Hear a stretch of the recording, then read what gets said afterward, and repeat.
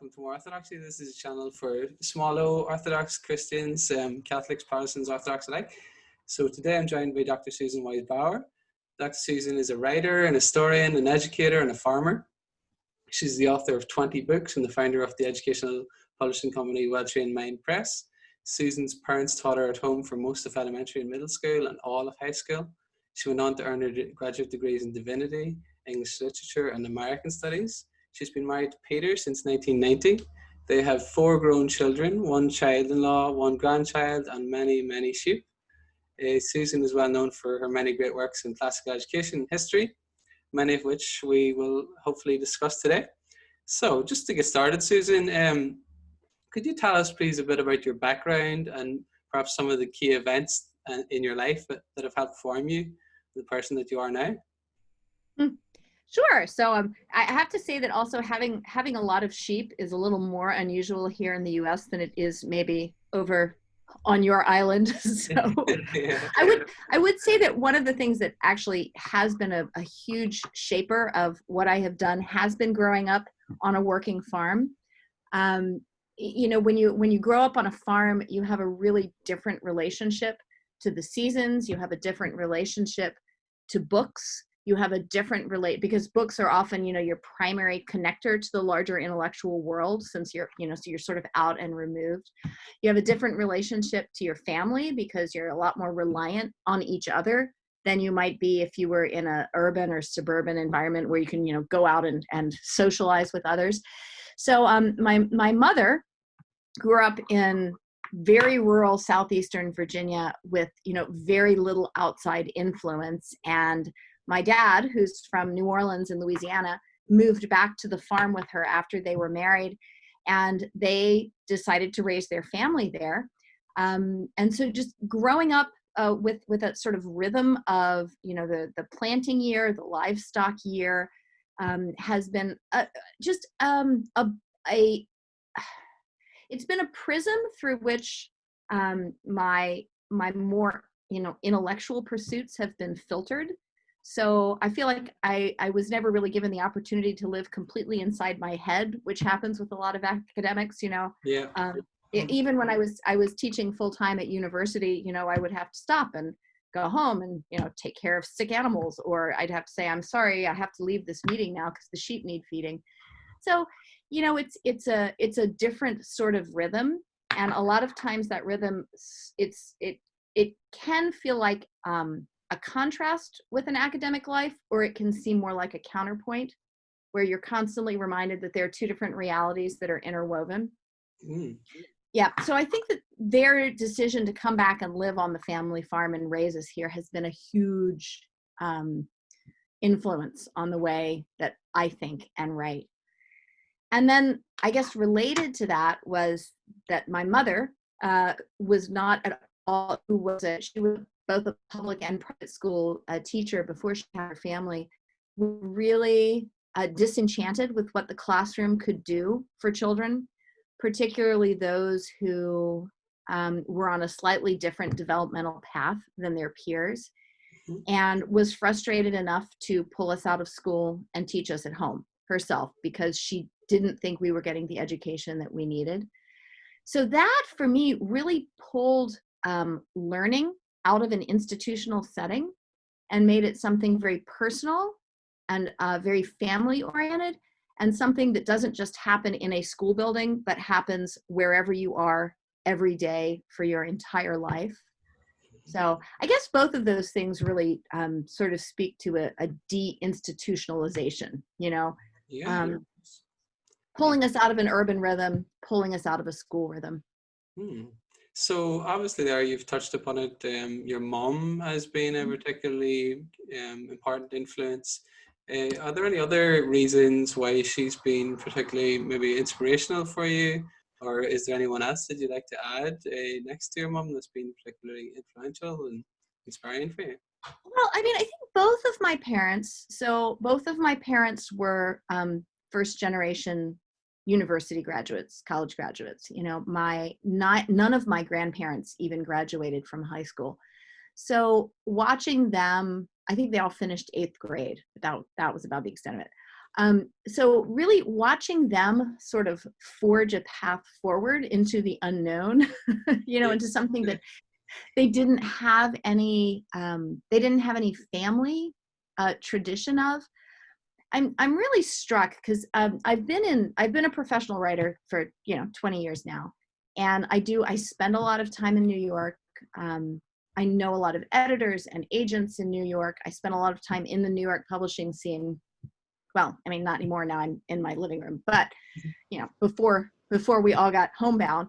Yeah. And I'm really struck by how many of the people I interact with went to Princeton because their great grandfather went to Princeton, or sort of have that really like generations of, I guess you could call it educational privilege behind them.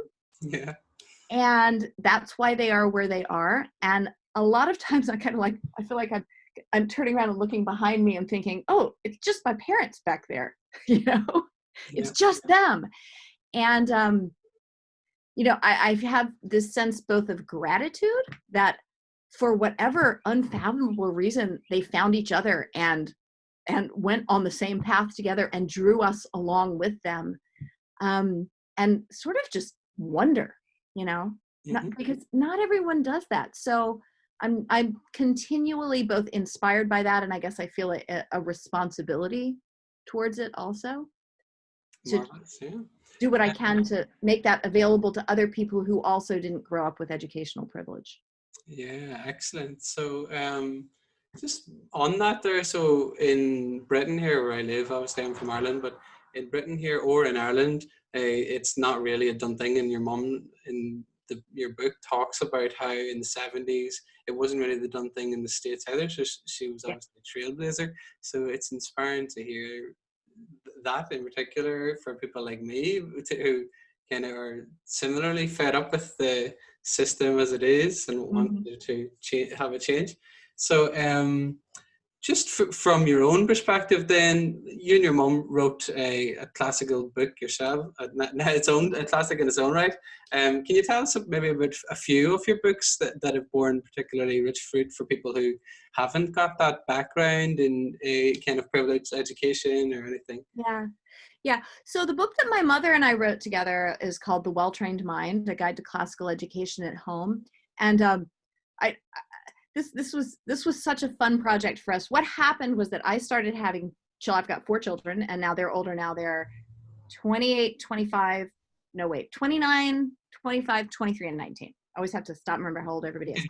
And when my oldest child was, he was getting ready to start kindergarten, first grade, I knew that I wanted to homeschool because that experience had been so rewarding for me. And my husband was a graduate of the Baltimore City public school system. And your UK listeners may not know a great deal about the Baltimore public school system in the 1970s, but it was not a good scene. So when I said I wanted to homeschool, he was all for it. So we put together, my mother and I, when my oldest son was approaching school age, a plan to homeschool him because I wanted to know where I was going. And I wanted to do with him what she had done, I felt, so successfully for us. And that became the basis of The Well-Trained Mind, which is a guide for K through 12 education in all subjects in the classical model, for parents who don't necessarily think of themselves as teachers and don't have expertise. It's a do-it-yourself guide to education. And I mean, that book has, I guess the first edition came out in 1999.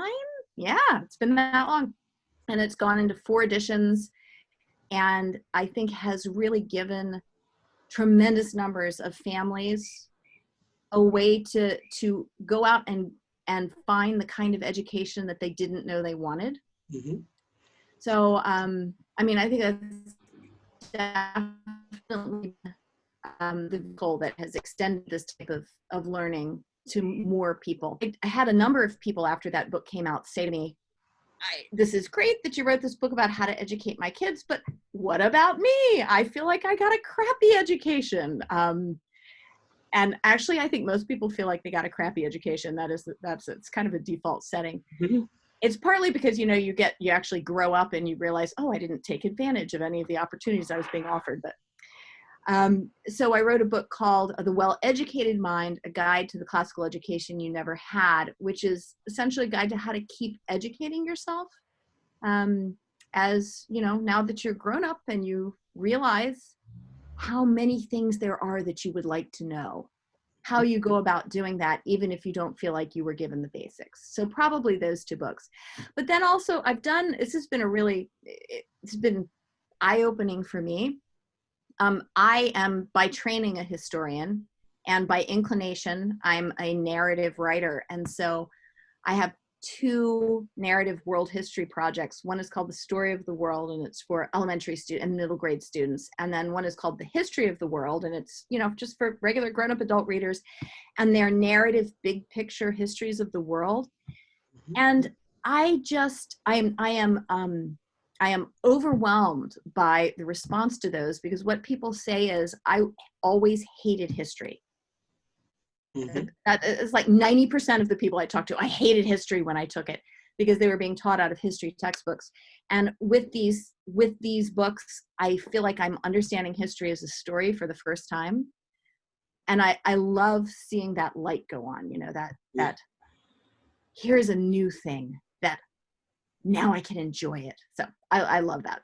Yeah, excellent. I can speak to that too from my own experience, because I've been listening to your history books on Audible, which I wouldn't do with a dry academic, and then you couldn't even do it with the way they're footnoted and everything anyway. But it's such a nice change of scenery, and I actually studied history in university and everything for a while, and it's vastly superior. The style of writing and everything it should be the way it's written. Well,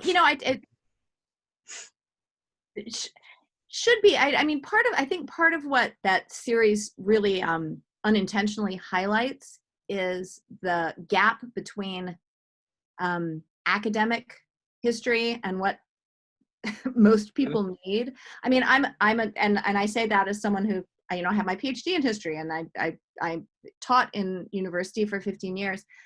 And academic history is a really vital discipline, because it finds out the things that we don't know. But academic history is not designed to offer understanding of the sweep of history.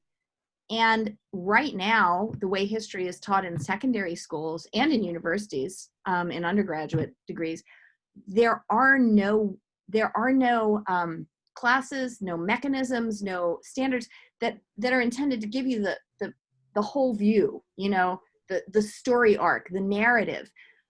So much of history teaching goes directly to examining little tiny bits of history, this segment, this segment, this segment, this segment.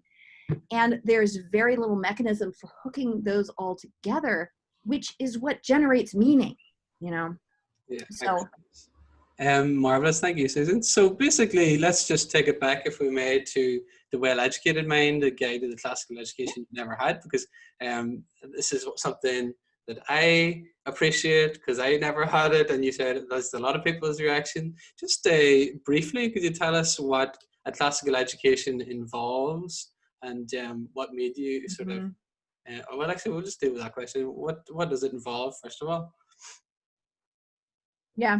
Well, I think at its core, a classical education means going back to the sources, not relying on what other people say about what happened in the past, not relying on what other people say about a book, not relying on what other people tell you about how to think, but actually going back to, going back to the source, going back to the primary fount of information, whether that's, Herodotus, or whether it's going, back directly to, Jane Austen, rather than just watching the adaptation, as lovely as that is, and I'm a total fan of that.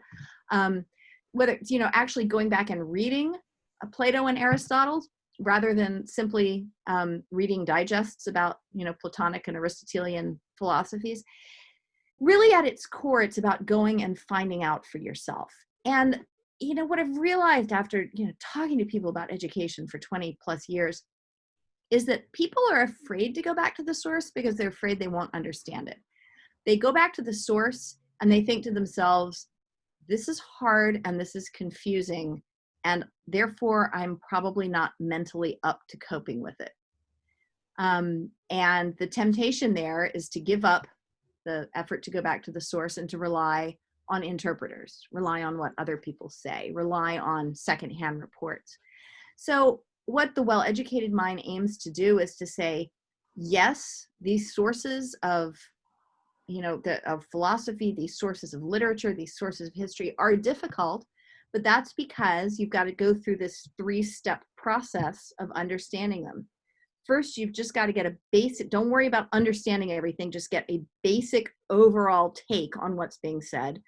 Second, analyze it. And what the book does is gives you a lot of tools for analyzing histories, analyzing novels, analyzing philosophy. And then third, make up your own mind. So that process of finding information, evaluating it, and then making up your own mind about it because you've got enough information to now do that is really what allows you to grab onto those sources, those primary documents, and make them your own. Mm-hmm. So really it's about not relying on interpreters. It's about relying on yourself. Marvelous. Yeah. So I think this is particularly important partly because we live in the internet age and there's just an information anxiety and there's no filter for the information. It's just constantly bombarding, whereas you give us, and classical education seems to give us a means to actually enjoy reading and not be overwhelmed or anything like that. That's something I appreciate. And as you said, they're going to the sources rather than reading 10 different opinions about the source and so on. So as well as the great books and the great individuals, then why are the art forms such as novels and poems so essential, and how can we draw people back to them instead of, say, the new adaptations and right. stuff like that? Well, I think that part of going back to a source is recognizing what the particular format was meant to do. So if you read, trying to think of some good parallels here. If you read a 19th century historian writing about the Tudors or whoever, and then you read a 19th century novelist who is trying to depict with accuracy and with true emotion what daily life feels like in the 19th century. And then you read a 19th century poet who is trying to give you a view of the angst, the spiritual crises, the dilemmas, the pains of living at that same time, then what you're doing is you're getting 3 different equally accurate ways of looking at the 19th century. Each one of those forms is doing an equally important but very different thing. So understanding, you read history this way, you read a novel this way, you read poetry this way. And I have a chapter in The Well-Educated Mind about drama, which includes movies. A movie does this thing over here, this 4th thing. You begin to understand what it means to understand not just the past, but the present. That, in this multifaceted existence that we lead, that each one of these skills, the skills of the historian, of the novelist, of the poet, of the dramatist, each one is highlighting a different face of the experience. And it teaches you both to evaluate for accuracy, but also to be humble in the face of an expression of a different kind of experience than the one that you might currently be going through. So it simultaneously makes you, much more, excuse my saying so, attuned to bullshit. And also humble enough not to say, well, I understand this way, and there's a way to understand it. It's a really vital combination of having confidence in the truth and the humility to admit that you're only seeing part of it at any given time. And that's really what is behind this project of reading in all these different genres for me. Yeah, that makes sense. So you also talk about the cosmic story, as it were. Can you tell us a bit about that and the importance of science in learning? Because maybe you can help us distinguish between science alongside all those other things versus, or maybe scientism, and Yeah. the notion that you can only know one way. And Yeah, and that's interesting that you bring that up, because in the first edition of The Well-Educated Mind, which I think came out in 2003, I did 5 different genres. I did history, autobiography, poetry, drama, and fiction. And when I went back to do a revised edition, I guess 3 or 4 years ago, I thought, we've got to put science in here. We have to put science in here, not as the way to know truth, but as another genre. And so I went through the development of science writing and tried to illuminate the ways in which science writing is another one of the faces. You know, it's another one of the ways in which we can experience this multifaceted reality. So you use the word scientism. Scientism is the point of view that says science is the ultimate way to understand reality. To understand science as a humanist is to give it parity with poetry and fiction and history, not to elevate it above them and not to denigrate it below them, but to recognize that this is another take on the human experience. And as we read science, not just to understand it as a valid true, nothing that I say here should be interpreted as being anti-science, a valid true face of the human experience, but to recognize that the times in which a scientific text is written or a scientific theory is proposed, that time affects the scientific theory. The scientific theory does not somehow stand above it, independent of it. It is not the lens through which to see reality. So, you know, in what I suggest in The Well-Educated Mind is that if you want to read great texts in science, you start with Aristotle and read your way all the way up to Stephen Gould, and you will see a human journey there, a pursuit of truth, which is sometimes brilliant and sometimes flawed. Mm-hmm. Excellent. So that came across in your story of Western science as well, when you talked about the different models of, like, Ptolemy's model versus later models, and the kind of paradigm shifts and how there was friction even within science, as it's now called, and how you have to sort of be humble to those historical differences. So definitely in that book as well. Yeah.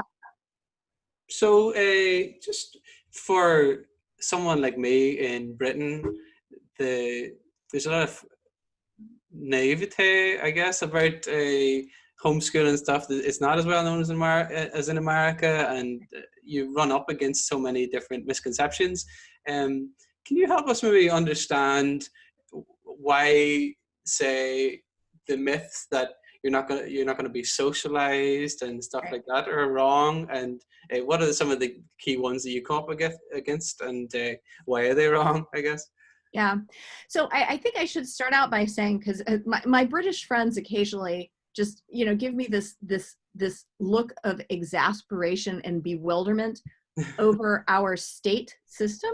So, in the US, we have 50 separate states. Mm-hmm.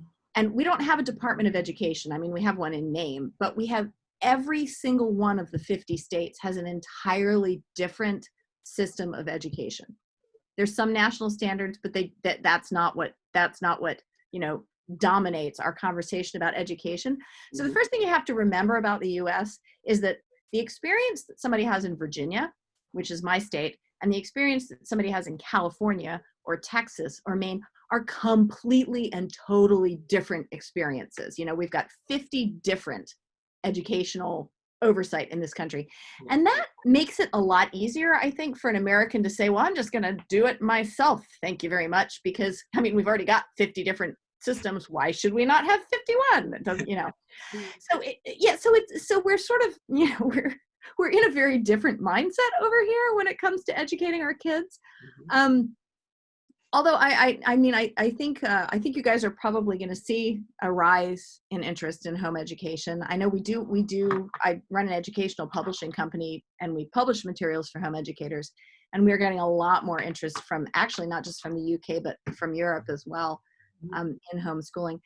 But I think what has happened is that, and again, we have this strong association in the US too, it's just maybe not quite as strong, is that school has become the institution. It does everything. It provides food, it provides healthcare, it provides education, it provides a social outlet, it provides exercise, it provides childcare. It does everything. So the first thing that you have to do when you start thinking about home education is realize that originally schools were meant to educate. And that means teach kids how to read, write, do mathematics, and think. School was meant to educate their minds. That was the primary goal. And over the last 300 years, all of these different functions have glommed onto school. So the first thing you do when you start thinking about education is try to start peeling off the layers. If you're homeschooling, it doesn't mean that your kid doesn't have health care, sports, time with friends, time to figure out how to fit into their society, all of these other things. It just means that you've pulled that educational part out to do it yourself.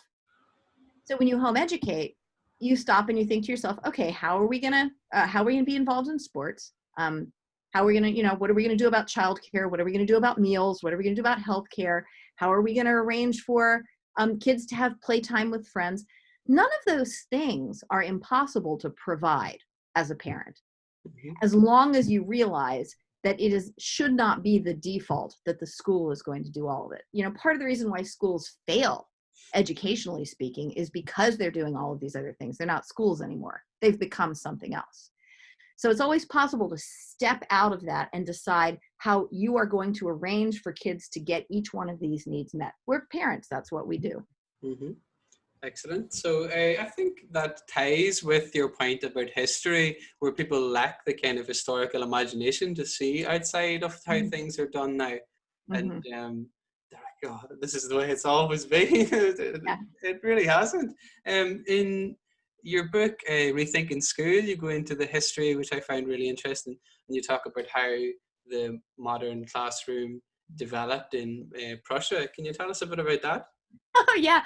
So the age graded classroom, this is one of those things, and you're absolutely right. We think of it as the way things have always been, and it's only about 100 years old that we have put kids of the same age in the same classroom together with one teacher.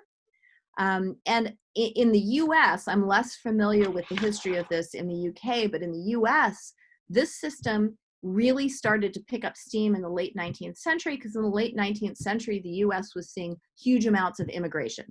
So all of a sudden, there were all of these children coming in who had vastly differing backgrounds, languages, opportunities, and all of them were being funneled into these little one-room village schools, and teachers were overwhelmed. And there was an increasing sense, particularly in cities, from city leaderships, that there had to be some way to sort of corral all these immigrants into one single tradition and turn them into Americans. That was, really, that was the felt need, is there's too many of them and they're from too many different places. And what is going to happen to America if we can't give them a sense of what it means to be an American? And so in the 19th century, there were a couple of very influential educators who had visited Prussia. And in Prussia, the schooling system was set up essentially to graduate boys into the military. That was the goal. And so the classrooms were set up as mini battalions. The students were all organized, to stand in rows and all obey one teacher. It was the military model. This is the troop. Here's your commander. And they were graded by age, because that made it much simpler for the battalion, for the unit to cohere together if they were all basically in the same age group. And these US educators visited Prussia and were incredibly impressed by the order and the efficiency. Prussian efficiency is legendary, became more so in the next century. how efficient this was in terms of getting a whole bunch of very varied kids to all do the same thing. And that really became the model that the US public school system used to assimilate immigrants, was this age-graded classroom. And it actually, I'm not knocking it in terms of efficiency. For about 60, 70 years, the system did an amazing job of assimilating immigrant children into public schools, educating them for free, giving them American values. I'm talking about that later, but this whole different can of worms. But it worked. And this is in America, for us, this is when schools also started doing meals, healthcare. This was all part of bringing the immigrants influence into the American system. But just because it worked, from 1880 until 1960 doesn't mean, and that's generous, doesn't mean that it's the way things have always been done. It means that it was a strategy adopted for a time and place, and now it's time to question it. Excellent. Yeah, I agree. So you've also written the history of the medieval world from the conversion of Constantine to the First Crusade. So in that book, you show how the Middle Ages are much more interesting and insightful than the stereotypes that we're often used to. Can you tell us about what you find most interesting and illustrative from this period in history? From the Middle Ages? Well, I mean, I think the biggest insight that I came out of that book with was that there was no such thing as the Middle Ages. You think about the word middle, you only have a middle once you have a beginning and an end. Yeah. So it was a name assigned to this period during a time of idolization of the mind, during the Enlightenment, when reason was king. Looking back at this period before reason was king and trying to figure out how to classify it. It's a name assigned by a later age that has very little connection to what was actually happening during those centuries. So once you sort of get rid of, the book is called The History of the Medieval World because we're kind of stuck with that title. But once you get rid of the idea that there were a Middle Ages, then you can actually look at some of the vast changes that went on. And one of the things that you see is that this sort of rediscovery of reason that happened during the late Middle Ages had been going on. It never stopped. People never stopped trying to figure out how the world worked and how to understand it. People never stopped trying to find categories to classify their experiences. It's all a continuum. That's one of the reasons why. So I've got 3 volumes of this history series so far: History of the Ancient, Medieval, Renaissance World, and I'm working on a 2-volume conclusion, which will bring us up to the present. But it's one of the reasons why the cutoff dates for each one of those don't fall where people expect them to. The history of the Middle Ages begins in 1100 because that's when we see this uptick of interest because of socio-political conditions in Aristotelian philosophy. And however you define the Middle Ages, that it isn't traditionally part of it, So the books do try to sort of push back against the definitions of these eras at the same time that I'm trying to chronicle them. Excellent. So I think a paired myth with that from the Enlightenment, so-called, is the focus on just Europe, whereas I think one of the virtues of your book is that you look beyond Europe to other places. So it offers a nice distinct and different take aside from that. So thank you for that, Susan. Yeah. Yeah. To do, because once you start using the words ancient, medieval, and Renaissance, you realize you've already stuck yourself into a European prison, so to speak. Yeah. Got to figure out how to get out. So just then in your book on the history of the Renaissance world, from the rediscovery of Aristotle to the conquest of Constantinople, you bring great clarity through fascinating contrasts and anecdotes. Can you tell us about some of the events from this time and why they're so important to be aware of. I think of Aristotelian logic and the virtues versus the vices of the Inquisition and things like that. Can you tell us about Yeah. Yeah. You know, actually, I think that the beginning of the subtitle, you know, the from the rediscovery of Aristotle, the part that I love this, the part that printed books play in sort of the development of these larger cultural phenomenon just never ceases to amaze me. You know, the transition into what we now know of as the Reformation and the Enlightenment really begins in the 1100s with scholars, because the political situation on the Spanish Peninsula was finally calming down a little bit, with their access into libraries and their access to books that they had not been able to see before. And that really just turns the sort of the worldwide conversation about how we know what we know in a whole new direction. And sort of on the other end of the time period, when Martin Luther, you know, nails up his 95 Theses, he wasn't just starting, it's such a wonderful story. He wasn't just starting an academic debate. The printing press was by that time active, and he knew perfectly well that those would be copied and printed and distributed. And so at the other end of this period, it's sort of the beginning of the Reformation and the end of the Renaissance and the beginning of the Reformation kind of run together. You have Martin Luther putting up his challenge to, you know, this hegemonic monolithic entity, as the Catholic Church was seen at that time. And then afterwards saying, I never intended to start a revolution. I didn't know that they were going to be printed and sent all throughout Europe. And, you know, you read his point, you're like, really? Yeah. No, you knew. But because of the technology that allowed those to be printed and widely distributed, an academic suddenly was able to change the course of history. And so, you know, there are these two different kinds of communication, both related to the printed word, that really both of those suddenly turn history in a new direction. And of course, as a writer, I love that. Excellent. So do you see any parallels today that you think this book might help us to become sort of free from, or maybe help frame some of the issues? It's particularly focused on things like endings of certain things and regroupings. Is there any interest in kind of a phenomenon like that that you are particularly interested in now?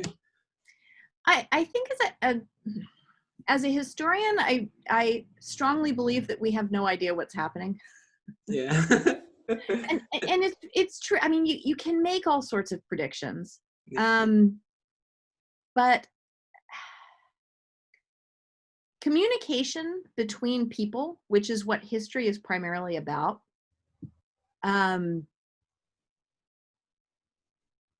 it takes on this sort of mass, you know, characteristic, and that's what's so interesting to me about the Reformation, is that it was made possible because of the printing press. The fact that our communication now is so vastly more complicated, wider, but also narrower at the same time. You know, it's so easy now to never read anything that you disagree with. Yeah. At the same time that it's so easy now to be assaulted by all sorts of different points of view.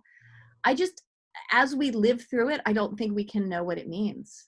We won't know for centuries. We won't know until the other side.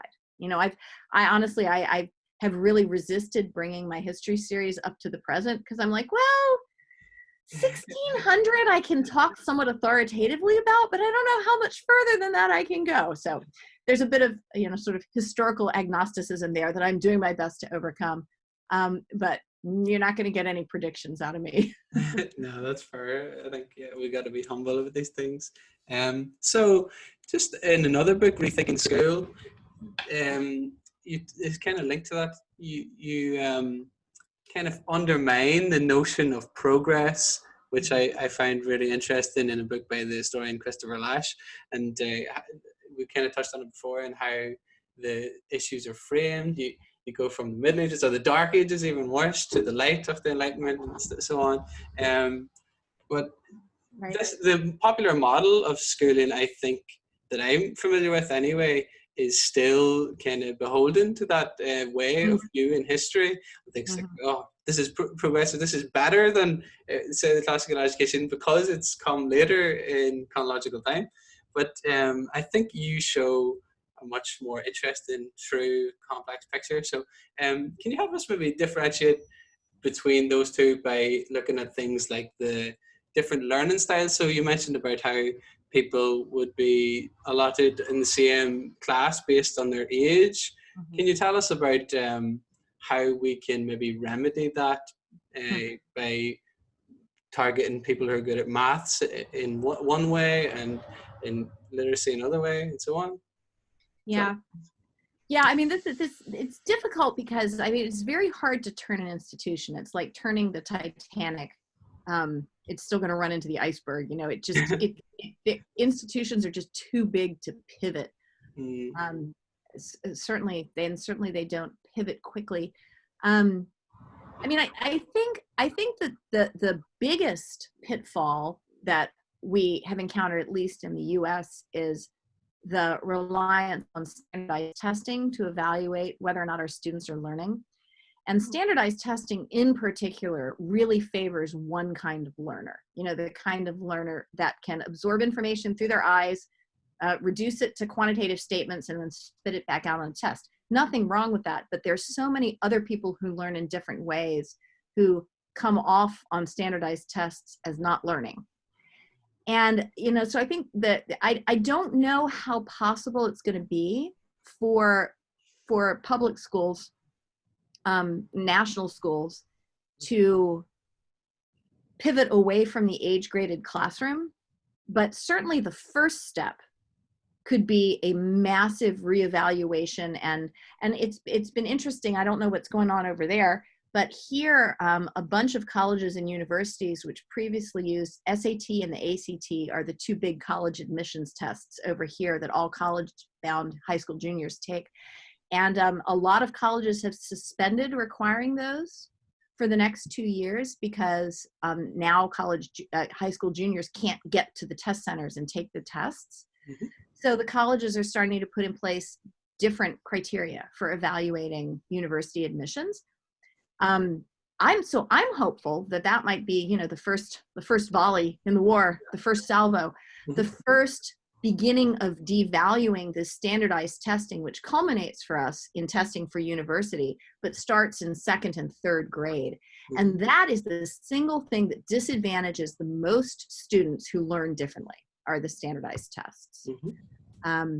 So, you know, we'll see what happens. But this could be the beginning of a new way of thinking about evaluating learning. And I think that has to come before we start messing around too much with the age-graded classroom, which, because schools do so many other things besides educating, are going to be a lot harder to dismantle. Yeah. I don't want to say dismantle as if they're completely wrong and evil, but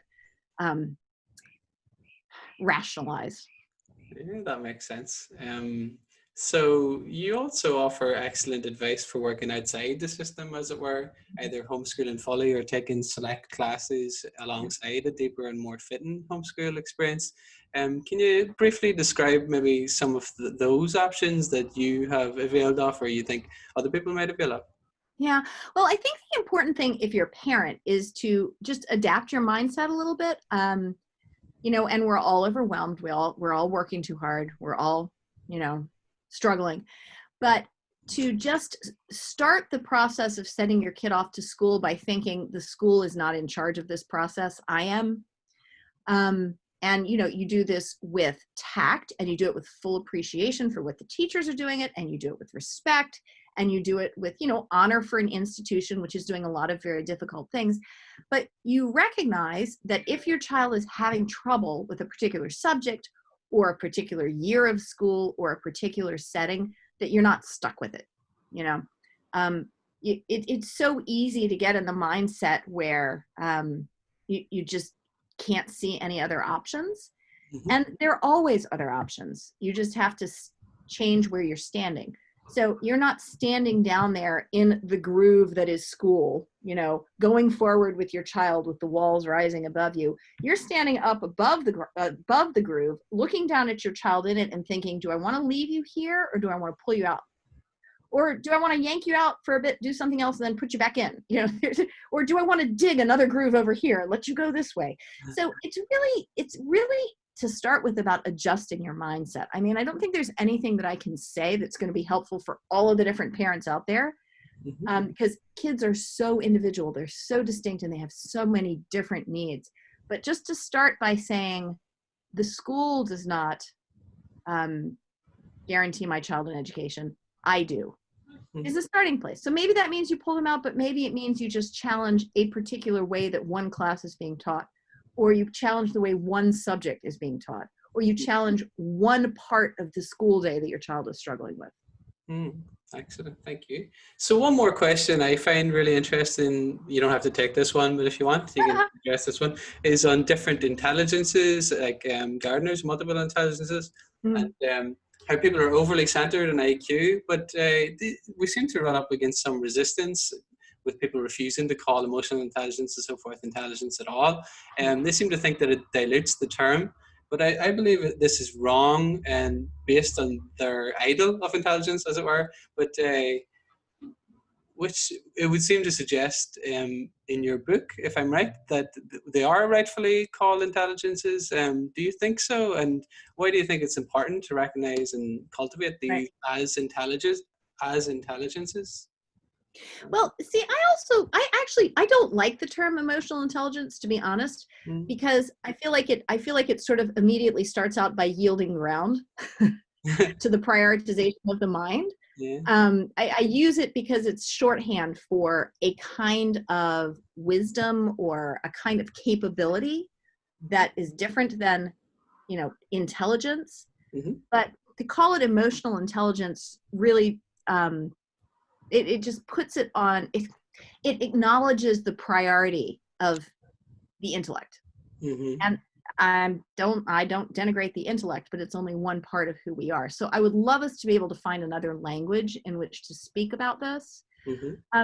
But this goes, and I don't mean to beat the thoroughly dead horse anymore, but this does actually then go back to the priority of standardized testing in terms of evaluating whether or not kids are learning, because there is only one thing that standardized testing can measure, and that is the classic definition of intelligence. It's, the way that the brain is making connections in regards to certain sets of, of outside material.